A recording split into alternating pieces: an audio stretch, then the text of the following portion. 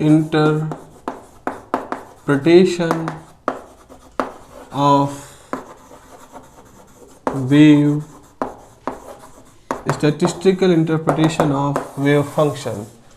Interpretation मतलब wave function का मतलब क्या है। हम इस टॉपिक में ये समझना चाहते हैं कि वेव फंक्शन रिप्रेजेंट क्या करते हैं। स्टैटिस्टिकल वर्ड का मतलब यहाँ पर ये है कि स्टैटिस्टिक्स एक ब्रांच होती है मैथमेटिक्स की, जिसको हम हिंदी में सांख्यिकी कहते हैं। और सांख्यिकी में हमारे पास बहुत सारा डाटा होता है, हमारे पास बहुत सारे नंबर्स होते हैं, बहुत सारा इन्फॉर्मेशन होता है, और हमें प्रोबेबिलिटी के रूल लगा करके, डिफरेंट टाइप के स्टोकास्टिक प्रोसेसेस के रूल लगा करके, इन सब को लगा करके हम उसमें से कोई इन्फॉर्मेशन निकालते हैं। तो स्टैटिस्टिकल इंटरप्रिटेशन का मतलब है हम प्रोबेबिलिटी के टर्म में चीज़ों को कहने वाले हैं। और मैक्स बॉर्न ने इसको कहा था, और ये एक बहुत ही अपने समय का और हमेशा का एक बहुत ही महत्वपूर्ण कॉन्सेप्ट है, जिसको कि आने वाले समय में बहुत ज़्यादा इसका इस्तेमाल किया गया। और मैक्स बॉर्न को इस खास तौर पे इस काम के लिए, इस खास तरह के इंटरप्रिटेशन करने के लिए उनको इसके लिए नोबेल पुरस्कार भी दिया गया था। अब जरा हम सोचें कैसे पहुँचेंगे इस आइडिया तक। हम लगभग उसी अप्रोच को फॉलो कर रहे हैं जिस अप्रोच को मैक्स बॉर्न ने फॉलो किया था। और मैक्स बॉर्न के इस अप्रोच को पाने में आइंस्टीन की इक्वेशंस का बहुत बड़ा इस्तेमाल है। तो आप सोच रहे हो आइंस्टीन की, इसलिए भी आइंस्टीन का इतने महान व्यक्ति हैं क्योंकि उनके द्वारा बताए गए रिजल्ट्स, चाहे वो रिलेटिविटी के हों, चाहे फोटोन हाइपोथेसिस के हों, ये आगे आने वाले समय में कभी डी ब्रॉगली को गाइड करते हैं, कभी मैक्स बॉर्न को गाइड करते हैं, कभी हाइजेनबर्ग को गाइड करते हैं।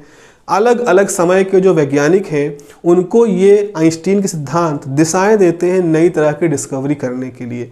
तो आइंस्टीन एक ऐसे वैज्ञानिक के रूप में हमारे सामने हैं जिन्होंने खुद की जिनकी उपलब्धि थी वो तो थी ही, वो तो उनकी उपलब्धियां तो बहुत ही ज़बरदस्त हैं, लेकिन उनकी उन सिद्धांतों की इतनी ज़्यादा गहरी उसकी बैठ थी कि उन सिद्धांतों को लोगों ने आने वाले समय में यूज कर करके कुछ नए तरह के सिद्धांत डेवलप किए और जिन्होंने फिजिक्स को और आगे बढ़ाया। तो जरा समझें इसके बारे में। इसके लिए आपको इंटरफेरेंस की घटना को समझना पड़ेगा। इंटरफेरेंस की घटना को, इंटरफेरेंस घटना में क्या होता है, हम प्रकाश की बात कर रहे हैं। हमारे पास एक स्लिट होता है, एक कार्डबोर्ड में दो झिर्रियाँ कटी हैं, स्लिट है इनको हम कहते हैं। ये S1 और S2 सोर्स की तरह से काम कर रही हैं। इनके इस तरफ से हम लाइट फेंक रहे हैं, लाइट इधर जा रही है और सामने एक पर्दा है, ये पर्दा है। इससे आपकी इलेक्ट्रोमैग्नेटिक वेव निकलती हैं, यहाँ पर्दे पे गिरती हैं। दूसरे वाले स्लिट से भी इलेक्ट्रोमैग्नेटिक वेव गिरती हैं, पर्दे पे टकराती हैं और पर्दे पर इस तरह से काली चमकीली पट्टियाँ बनना शुरू हो जाती हैं। जहाँ चमकीली पट्टियाँ बन रही हैं उसको हम ब्राइट फ्रिंज कहते हैं और दो चमकीली पट्टियों के बीच की दूरी को हम डार्क फ्रिंज कहते हैं। ठीक है, ये यहाँ पर सारा मामला हो रहा है। तो यहाँ से निकलने वाली लाइट की इंटेंसिटी आई है, यहाँ से निकलने वाली लाइट की इंटेंसिटी आई है। जब गिरती हैं तो इस जगह पर डिस्ट्रीब्यूशन होता है और डिस्ट्रीब्यूशन होने की वजह से कहीं पर चमकीली पट्टियाँ, कहीं पर काली पट्टियाँ बन जाती हैं। अब जरा हम इसके बारे में सोचें। एक इलेक्ट्रोमैग्नेटिक थ्योरी से हम सिद्धांत निकाल सकते हैं कि जो किसी प्रकाश की इंटेंसिटी होती है वो epsilon naught time E naught square C होती है। अब यहाँ एप्सिलॉन जो है परमिटिविटी ऑफ फ्री स्पेस है, मतलब इस हवा या स्पेस की विद्युतीय गुण होता है। ई जो होता है इलेक्ट्रिक फील्ड की इंटेंसिटी है, प्रकाश में हम मुख्य रूप से इलेक्ट्रिक फील्ड की बात करते हैं। सी वेलोसिटी ऑफ लाइट है। एक चीज़ आइंस्टीन ने कहा, आइंस्टीन ने जब फोटो इलेक्ट्रिक इफेक्ट एक्सप्लेन किया था तो उन्होंने कहा था किसी जगह पर अगर लाइट बहुत ज़्यादा है, यानी उसकी इंटेंसिटी बहुत ज़्यादा है, इसका मतलब वहाँ पर h न्यू एनर्जी के बहुत सारे फोटोन होंगे। तो आइंस्टीन कहना था कि जो लाइट की इंटेंसिटी होती है वो लाइट की इंटेंसिटी किस बात पर डिपेंड करती है कि वहाँ कितने फोटोन है। तो इलेक्ट्रोमैग्नेटिक थ्योरी के हिसाब से लाइट की इंटेंसिटी इस फार्मूले से देते हैं और आइंस्टीन के सिद्धांत के हिसाब से लाइट की इंटेंसिटी इस फार्मूले से देते हैं। अब हम क्या करें, दोनों ही इंटेंसिटी के फार्मूले हैं तो दोनों को रख देते हैं एक के साथ एक। तो NHC बराबर NH न्यू बराबर epsilon naught E naught square C is the electric field. यहाँ से N बराबर क्या हो जाएगा, epsilon naught C upon H nu into E naught square या N proportional to E naught square. अब जरा देखो, ये भी बहुत अच्छा सा रिजल्ट है। इस रिजल्ट के एक तरफ n है, नंबर ऑफ पार्टिकल, यानी कि n पार्टिकलों की संख्या है, तो ये आपका पार्टिकल नेचर है, इधर amplitude of the electromagnetic wave, तो ये कौन से गुण को रिप्रेजेंट कर रहा है? वेव के गुण को रिप्रेजेंट कर रहा है ये फॉर्मूला। अब ये फॉर्मूला ये भी बताता है कि किसी जगह पर जितने नंबर ऑफ पार्टिकल होंगे उस जगह पर उतनी ही ज़्यादा इंटेंसिटी होगी। ठीक है, यही तो हमने शुरू से बात की थी। तो हम यहाँ पर क्या कहते हैं कि जहाँ पर अब से मान लो कोई फोटोन, अब मान लो थोड़ी देर के लिए सोचो, एक फोटोन आया, अब यहाँ से जो फोटोन आ रहा है हमें नहीं मालूम है कि वो इस पार्टिकल से जाके इधर जाएगा या उधर से जाकर के आगे बढ़ेगा, और हमें ये भी नहीं मालूम है कि जब वो यहाँ से बढ़ेगा तो इसकी दीवार टकरा करके वो दाएं की तरफ मूव करेगा या बाएं तरफ मूव करेगा। ये कुछ ऐसा, ऐसे मान लो ये हमारी स्लिट है, फोटोन आया, फोटोन अभी दो स्लिट है, एक स्लिट ये है एक स्लिट ये, अभी फोटोन यहाँ है, यहाँ आने पर वो पता नहीं वो यहाँ से मूव करे कि वो यहाँ आने के बाद इस स्लिट से मूव करे।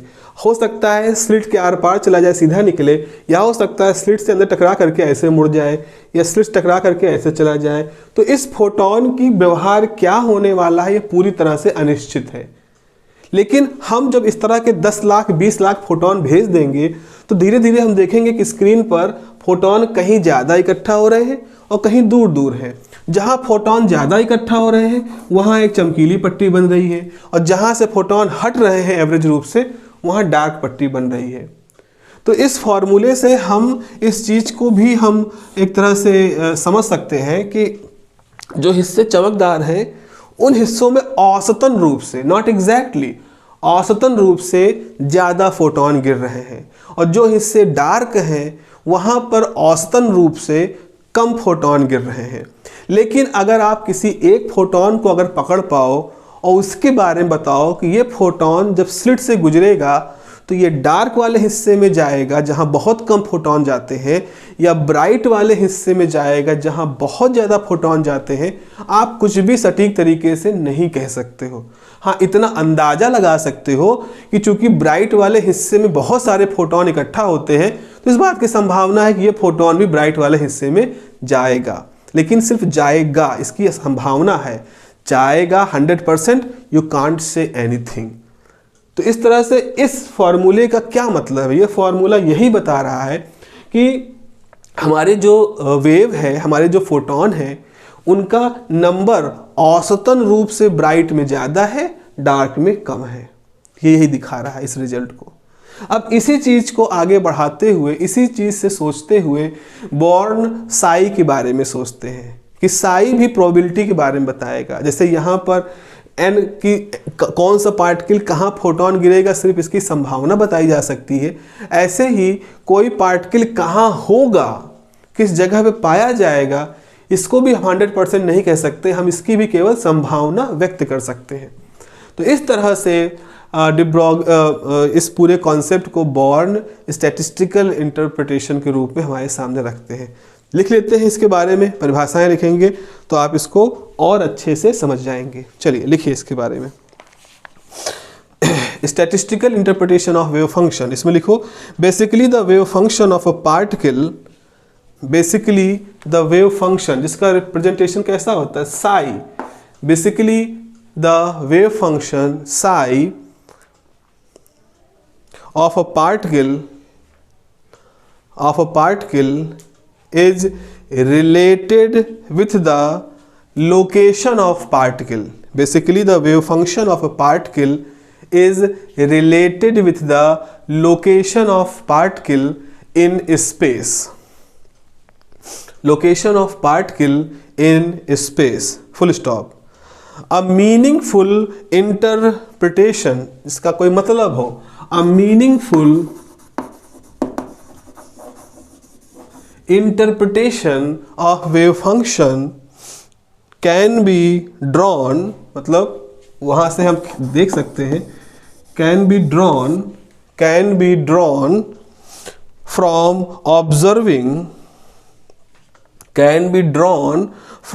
observing the similarity between amplitude of electric field, can be drawn from observing the similarity between amplitude of electric field of electromagnetic wave. Amplitude of electric field amplitude of electric field of electromagnetic wave and Sai. तो हम कैसे और अच्छे से wave function के बारे में सोच सकते हैं अगर हम वेव फंक्शन की तुलना, उसकी सिमिलरिटी हम एम्पलीट्यूड से करें, इलेक्ट्रिक फील्ड की एम्पलीट्यूड से। और ये कौन सी इलेक्ट्रिक फील्ड है? इलेक्ट्रोमैग्नेटिक वेव की एम्पलीट्यूड के साथ अगर इसकी तुलना करें तो हम इसको और अच्छे से समझ सकते हैं। अब करते हैं इसकी तुलना। यहाँ पे लिखें, suppose monochromatic electromagnetic wave is incident on screen.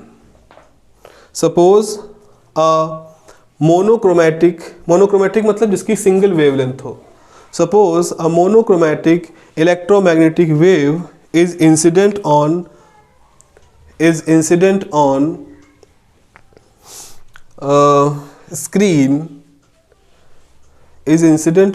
screen, full stop.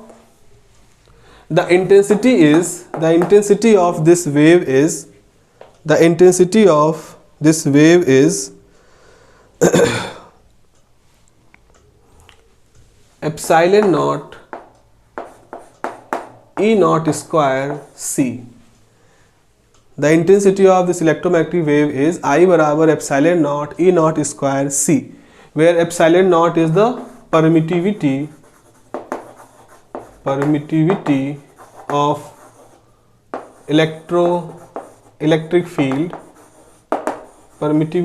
electric field. Epsilon naught is permittivity of electric field. E is the permittivity of free space. Permittivity of free space. E is the amplitude of electric field, and C is velocity of light.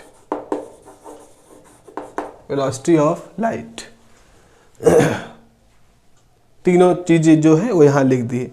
अब अगर हम photon hypothesis के हिसाब से बात करें तो intensity जो डिपेंड करती है number of photon incident per unit area per unit time पे डिपेंड करता है। तो यहाँ आप लिखोगे अकॉर्डिंग टू फोटोन हाइपोथेसिस, जो कि आइंस्टीन ने प्रपोज किया था फोटो इलेक्ट्रिक इफेक्ट को समझाने के लिए। According to photon hypothesis, photon परिकल्पना, the intensity of photon hypothesis, the intensity of radiation,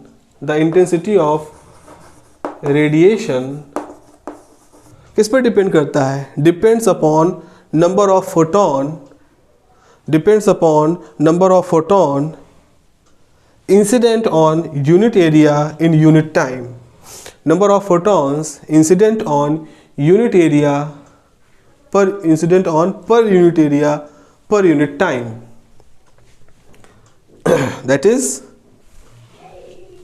that is I is equal to, ये लिख लो, that is I is equal to NH nu.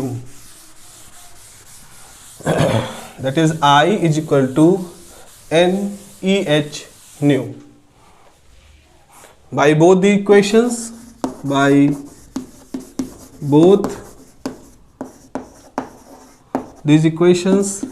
NH nu बराबर epsilon naught E naught square C, या यहाँ से n is equal to C epsilon naught H new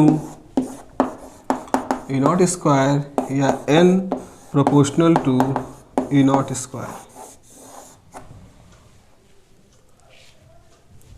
या ऐसे भी लिख सकते हो ना इसको, ऐसे लिखना ज़्यादा सही रहेगा। बात तो एक ही है लेकिन थोड़ा सा इंटरप्रिटेशन में आसानी हो। Epsilon E naught square is proportional to n।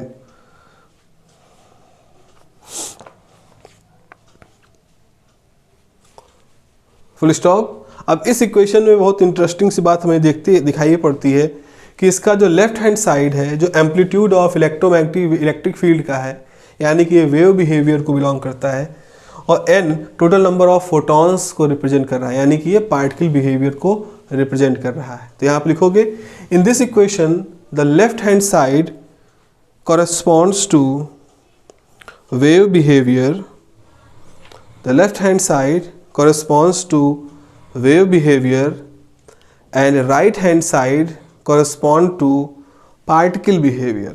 Left hand side correspond to wave behavior and right hand side correspond to particle behavior.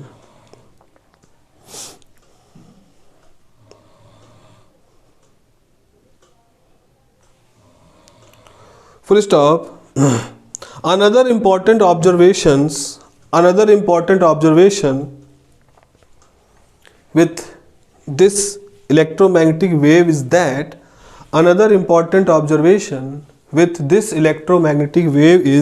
that क्या है, लिखें, we cannot predict the exact position and time of arrival. We cannot predict the exact position and time of arrival of each single photon on the screen. We cannot predict, हम नहीं बता सकते हैं, cannot predict the exact position and time of arrival of each single photon on the screen, but the average number of photon arriving, पहुँचते हैं, average number of photons arriving per unit area per unit time is constant. Per unit area per unit time is constant and predictable.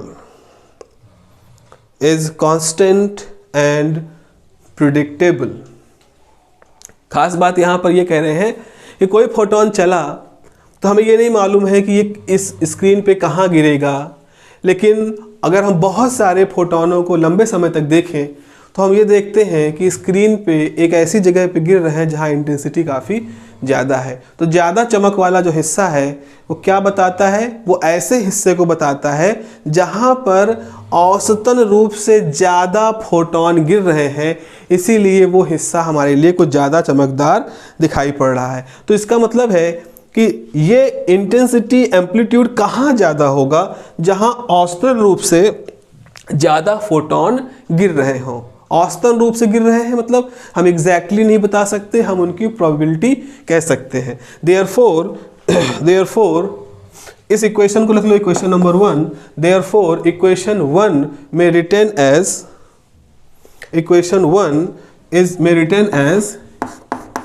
E naught square is proportional to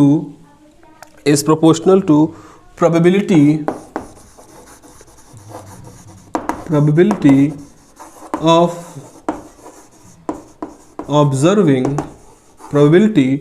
of observing photons। In amplitude जो होता है वो किसी जगह पर कितने ज़्यादा particle हम ऑब्जर्व करेंगे इस पे डिपेंड करता है। तो अगर हम किसी बिंदु पे बहुत ज़्यादा पार्टिकल फोटोन गिरते हुए ऑब्जर्व करेंगे तो वहाँ का ई नॉट स्क्वायर यानी एम्पलीट्यूड का स्क्वायर, जो कि मूल रूप से इंटेंसिटी पे कहते हैं, वो ज़्यादा होगा। और अगर किसी जगह पर कम फोटोन गिर रहे हैं तो हम कहेंगे वहाँ इंटेंसिटी कम है, और उस जगह पर उस हिसाब से इसकी वैल्यू भी ई नॉट स्क्वायर की वैल्यू भी कम हो जाएगी। तो इसी तरह के लॉजिकल एक्सप्रेशन को मैक्स बॉर्न भी समझते हैं और मैक्स बॉर्न भी इसको फॉलो करते हैं। तो यहाँ लिखोगे बाय सिमिलर लॉजिकल प्रोग्रेशन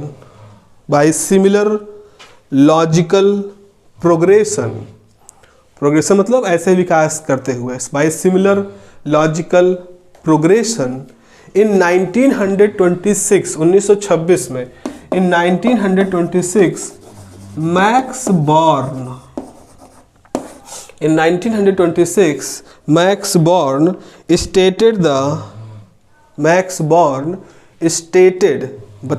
प्रस्तुत करते हैं stated the statistical interpretation of the wave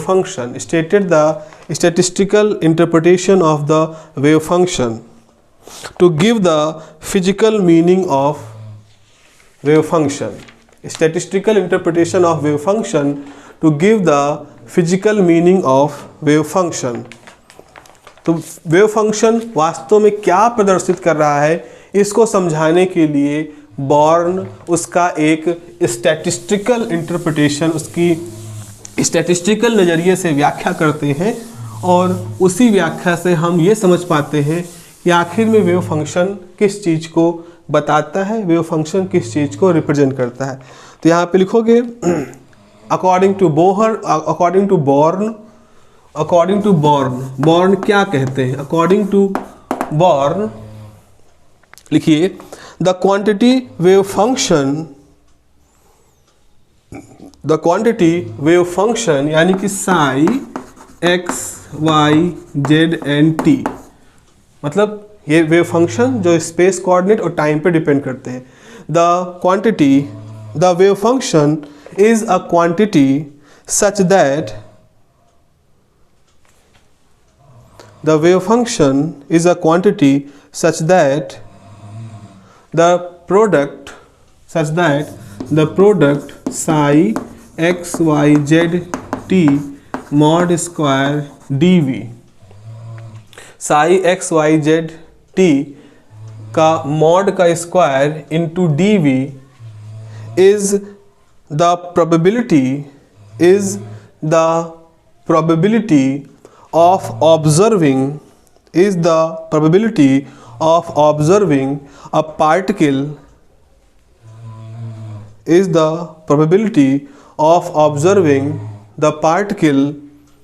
in a volume element dv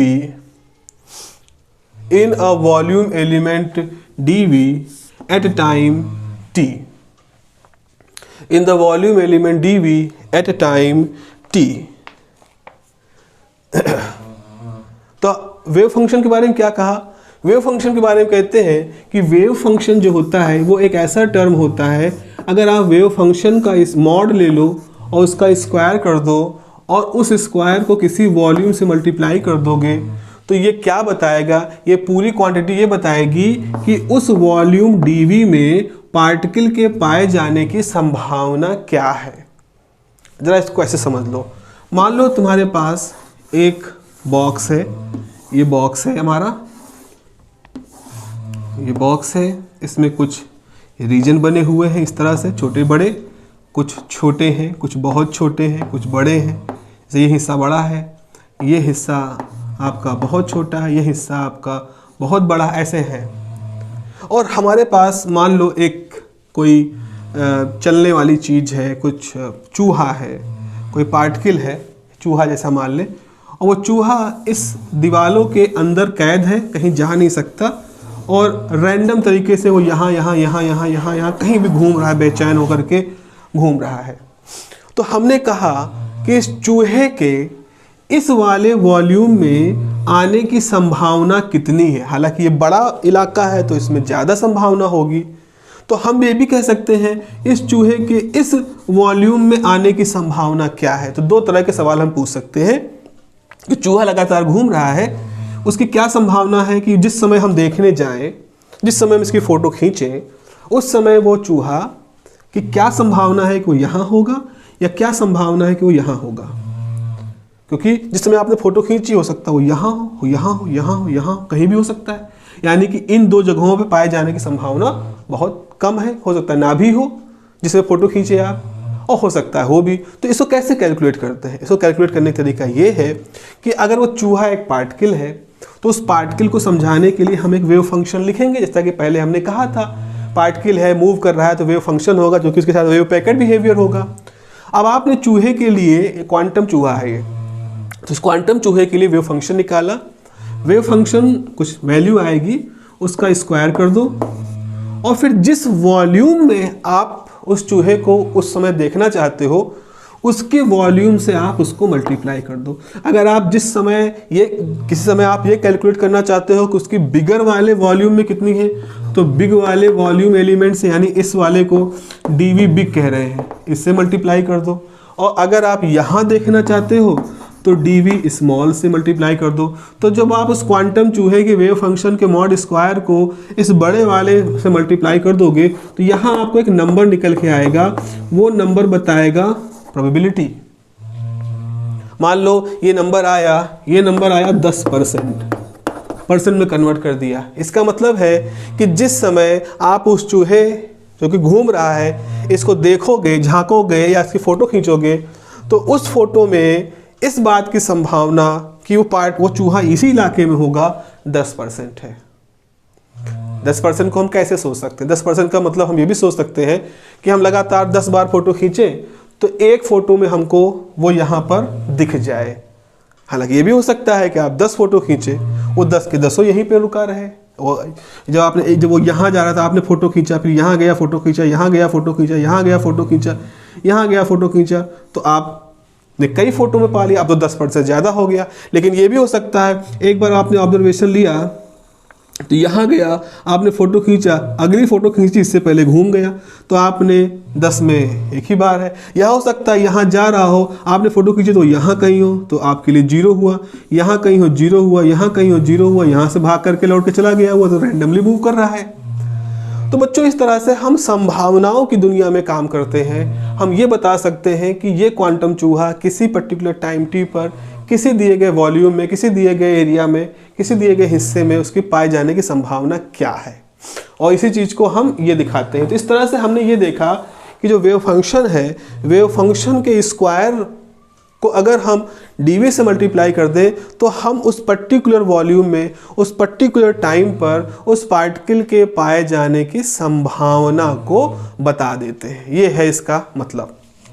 तो आगे लिखें, let us consider let a system is independent of time. अभी तो यहाँ टी की बात आ रही थी, मान लो टाइम की बात हटा दें, मतलब समय हटा दें, किसी समय हम कैलकुलेट कर रहे हैं, हम कंटिन्यूसली उसको जब चाहें तब देख सकते हैं। तो यहाँ पे लिखो, let a system is independent of the time.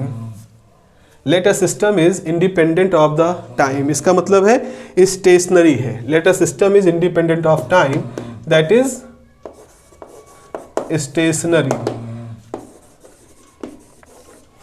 stationary, then the probability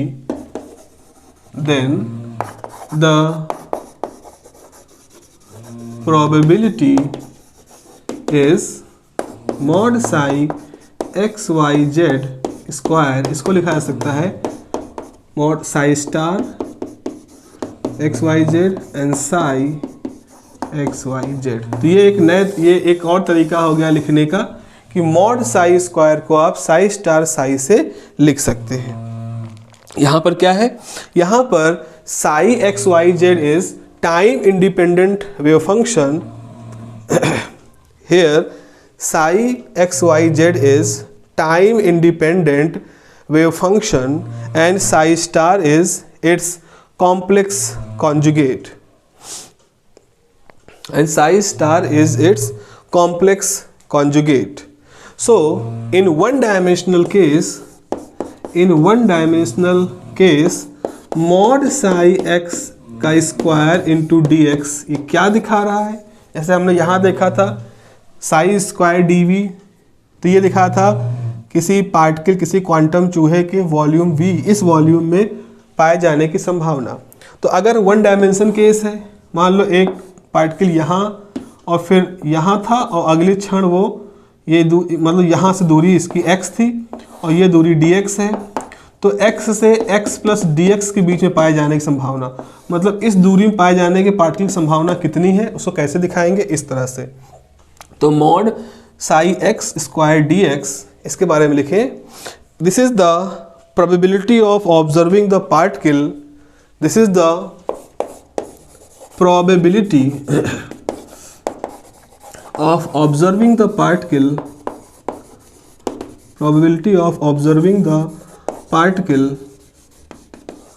in limit x to x plus dx. Probability of observing the particle in limit x to x plus dx. अब यहाँ पर आपको ये जानना ज़रूरी है कि wave function अपने आप में किसका कोई मतलब नहीं होता। वेव फंक्शन जो होता है इसका अपने आप में कोई मतलब नहीं होता। मतलब तब होता है जब आप इस वेव फंक्शन के मॉड का स्क्वायर कर देते हो या वेव फंक्शन को उसके कॉम्प्लेक्स कॉन्जुगेट से मल्टीप्लाई कर देते हो। अच्छा, ऐसा क्यों होता है?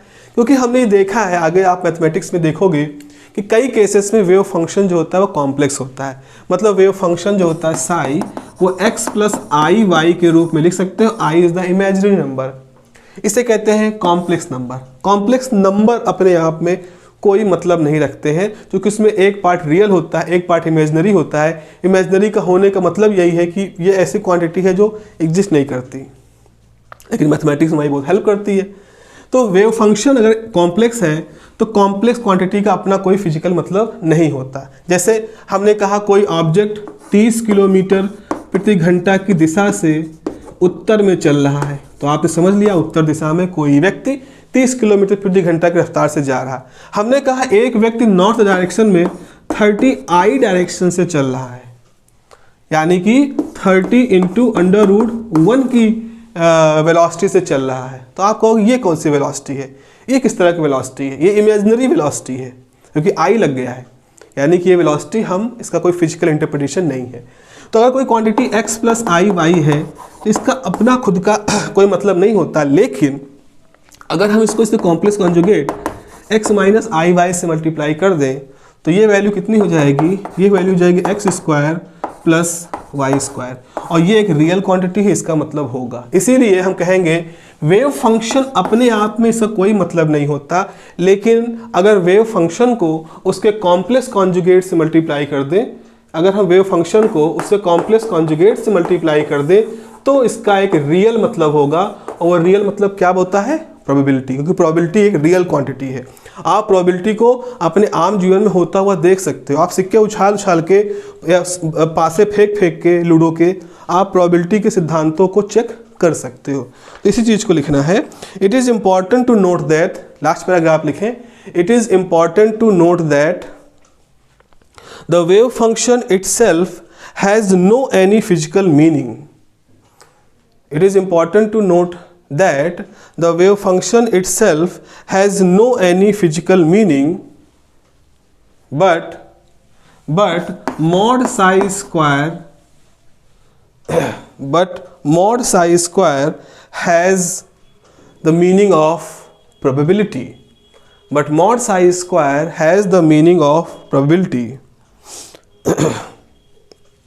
तो अब हमारे पास एक ब्रांच है पूरी फिजिक्स की, जिस ब्रांच में हम वेव फंक्शन कैसे कैलकुलेट करें, वेव फंक्शन किस तरह की कंडीशन के साथ वैलिड होते हैं, वेव फंक्शन में कौन कौन सी प्रॉपर्टी होती है जिनको कि हम उसमें से बाहर निकाल सकते हैं, वेव फंक्शन हम किसी सिस्टम का फाइंड कैसे कर सकते हैं, इन सब की बात होगी।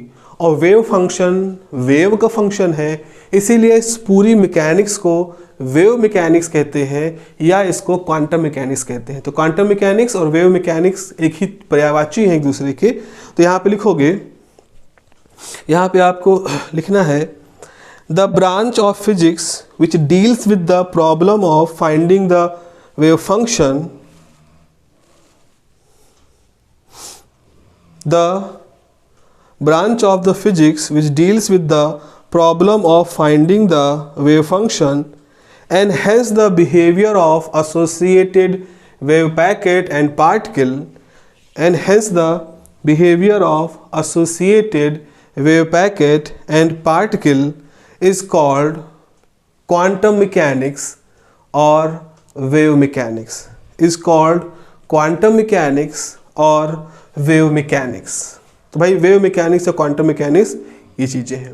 तो इस तरह से हमने आज दो चीज़ें सीखी। एक तो कॉम्प्लीमेंटरिटी प्रिंसिपल देखा, इसका मतलब है कि किसी समय पार्टिकल बिहेवियर और वेव बिहेवियर एक साथ एग्जिस्ट नहीं करता है, दोनों में से कोई एक व्यवहार एक समय में दिखेगा। अब जो व्यवहार दिख रहा है वो दूसरे व्यवहार को कॉम्प्लीमेंट करेगा।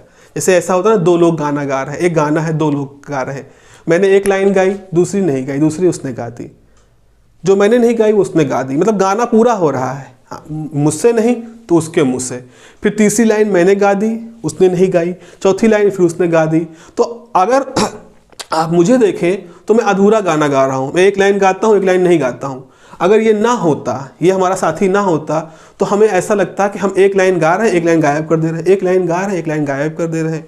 लेकिन आपको गाना पूरा सुनाई पड़ रहा है, क्योंकि एक को हम गा रहे हैं एक हिस्से को, और उस हिस्से को ये व्यक्ति दूसरा हिस्सा गा रहा है जो दोनों लोग एक साथ गा करके गाने को पूर्ण कर दे रहे हैं। ऐसे ही कोई घटना आपने देखी, उस घटना को विवेचना आपने की, उसकी एनालिसिस आपने की पार्टिकल बिहेवियर से, और आप नहीं कर पाए, इसका मतलब है पार्टिकल से नहीं कर पाए तो वेव से हो जाएगा, पक्का है, करके देखेंगे, वेव से हो जाएगा।